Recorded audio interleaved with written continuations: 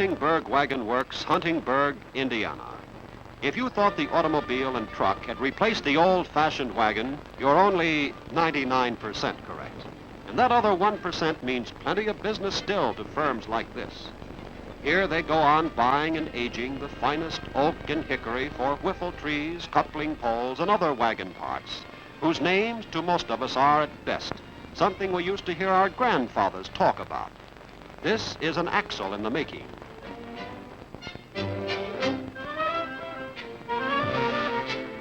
Hollywood property men come here for authentic wagons from all periods of American history. But the bulk of production is not for show purposes.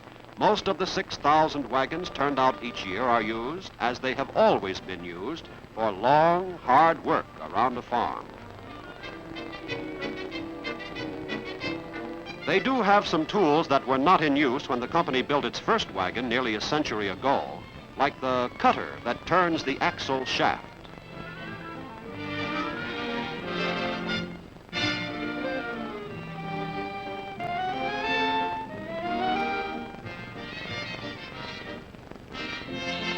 Next comes the operation called setting the skeins on the axle.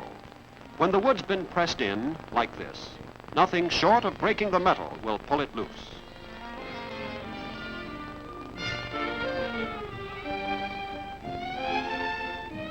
Spokes are driven into the hub the same way. Once in place, in the metal, the dry wood expands under ordinary humidity, and you've got as tight a bond as you can get.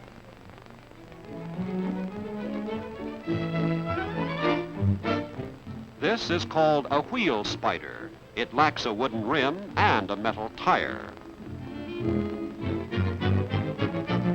They dress the wheel rim. It comes in two halves. The two halves are hammered and pried onto the spokes.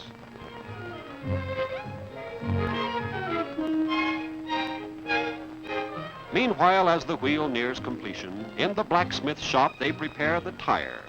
We think of a tire as being of rubber, but this was the article that first bore that name.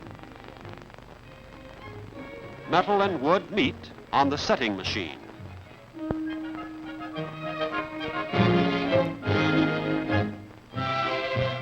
A few operations like painting the stripe on the hub, and the wagon is ready to pull out, and oh, let's not forget, a wagon doesn't pull out, it still has to be pulled.